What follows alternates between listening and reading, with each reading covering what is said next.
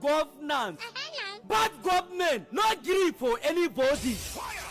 Kar ka biyo mu in ka dan kana da tsoro kafin mutu yau jiya wani ya mutu wallahi. Bad government ba su da imani mu fita mu karba yancin mu talakan Najeriya jikin mu yana gaya mana kai dem da kilos you know the talk malamai da fastoci a masallatai da coci kada wani ya gaya mana domin ba maganan Allah bane. Malamai da fastos kuna ganin ana kace mu amma babu ruwanku saboda kuna karban cin hanci. A da kuna danne mu yanzu an kai kura bango a mutu ko a yi rai fito na fito wuta da ruwa na ce fito na fito zanga-zanga za mu yi sai dai a kashe mu a gurin karɓar inci ana kashe mu kuna gani kun yi shiru ba zaman lafiya ba abinci ba aikin yi kuma ga wani sabon abu da ya fito wai maganan auren jinsi ina za mu sa kanmu ne 'yan Najeriya to kai in kana da tsoro ka